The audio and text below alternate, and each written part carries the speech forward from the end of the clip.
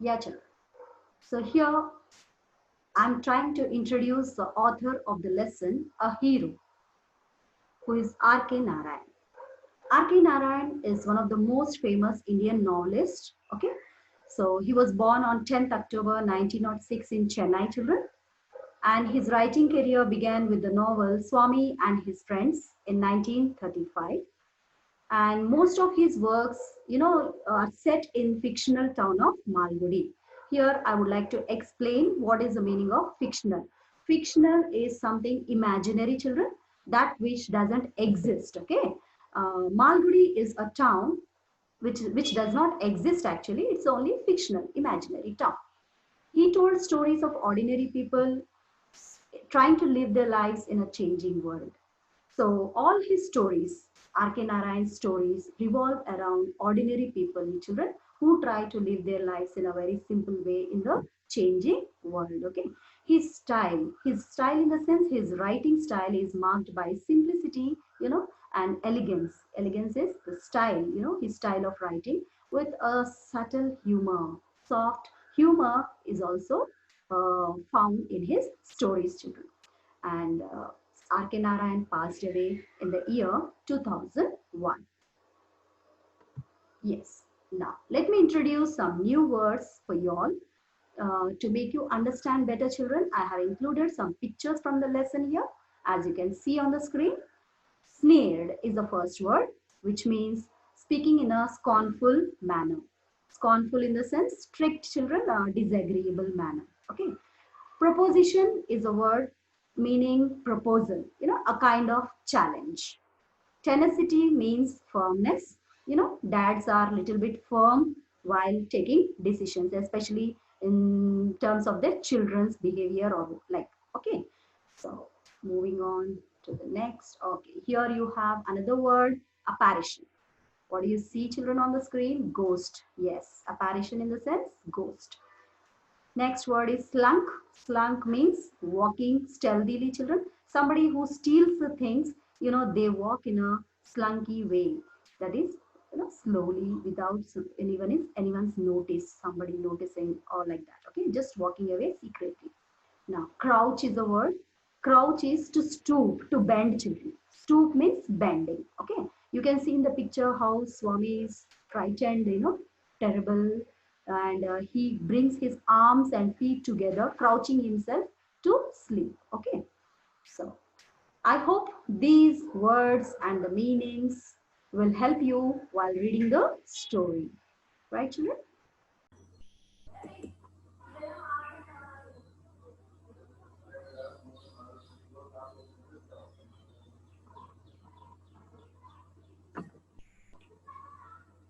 So, children, get ready to read the story about a small boy swarming and find out how he becomes a hero suddenly. For Swami, events took an unexpected turn. Events in the sense, children, daily, day to day activities. One day it took an unexpected turn. He did not expect that it would happen. Okay, unexpected. Father looked over the newspaper he was reading under the hall lamp and said, Swami, listen to this news. An act of bravery of a village lad who, while returning home by the jungle path, came face to face with a tiger. So here, father is reading a newspaper article aloud to Swami. So he says that in that article, there was a boy. It was about a boy, brave boy, village lad in the sense, brave boy, children, who, while returning home by the jungle path, came face to face with a tiger. Okay. So father went on explaining, reading out the article. The paragraph described the fight the boy had with the tiger and his flight up a tree. So, in the event of fighting the tiger, the boy climbed up a tree where he stayed for half a day till some people came that way and killed the tiger. So, this was the article read out by Father to Swami. After reading it through, Father looked at Swami fixedly and asked, What do you say to that? Swami said, I think he must have been a very strong and grown up person, not at all a boy. How could a boy fight a tiger? So, father said, "You think you are wiser than the newspaper?" Father sneered. What's the meaning of sneered here, children? He spoke in a scornful manner. Scornful in the sense, very disagreeable manner.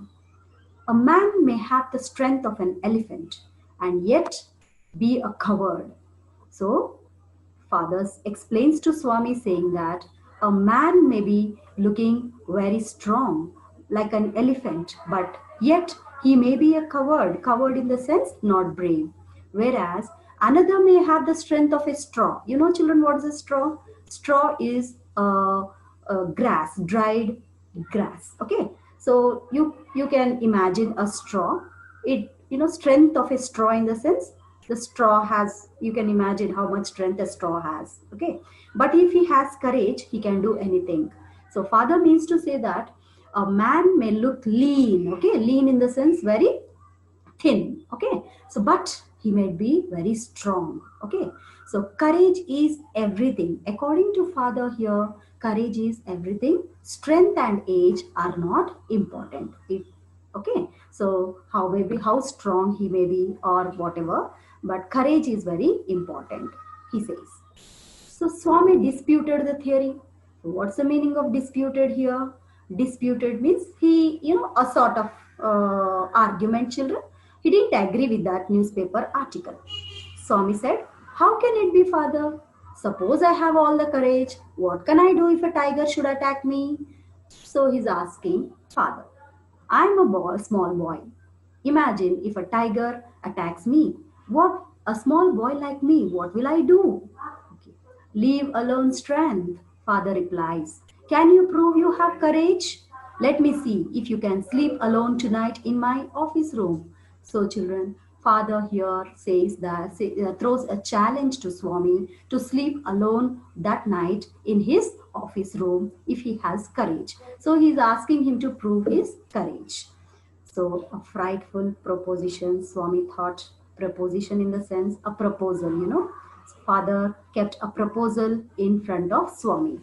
He had always slept beside his granny in the passage. Okay, Swami's habit was sleeping beside granny, listening to the stories told by her, and getting it to sleep. But here, what happened? That night, Swami has had to sleep all alone. He's just imagining. And any change in this arrangement kept him trembling. So slight change from away from granny, no, it's not impossible for Swami. So, and awake all night. He may awake all night. He may not sleep that night. Okay. So he was thinking all these things in his mind. He hoped at first that his father was only joking.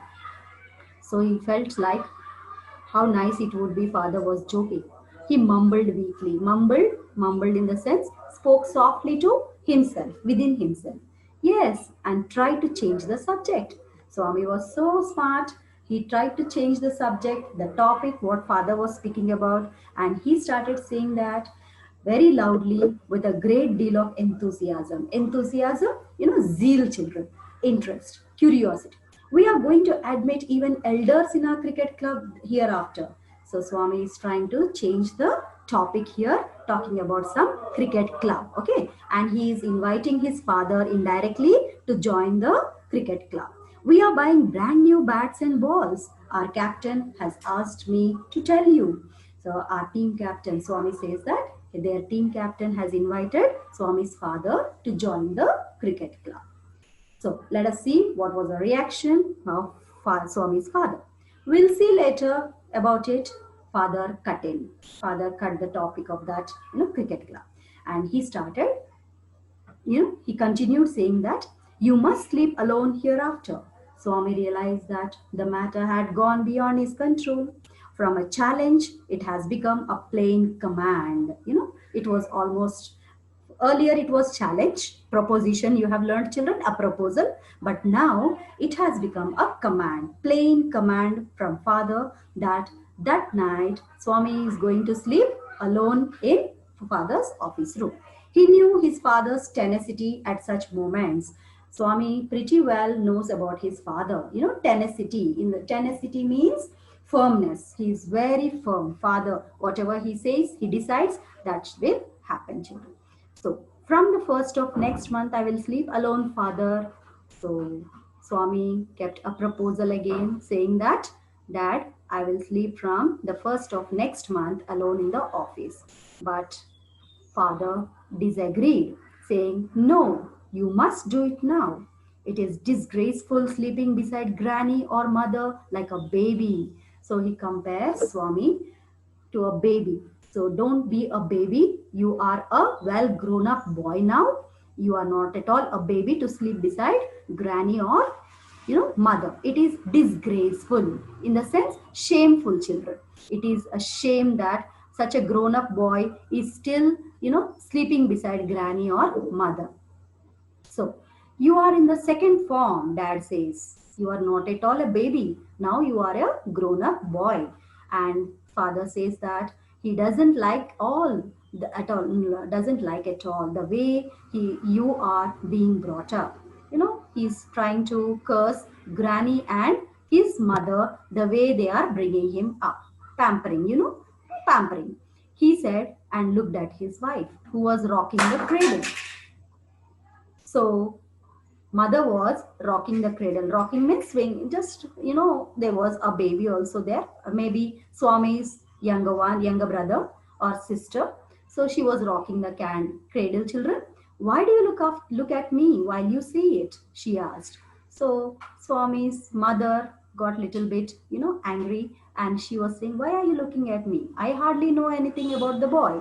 I never pamper the boy. She argued with Swami's father.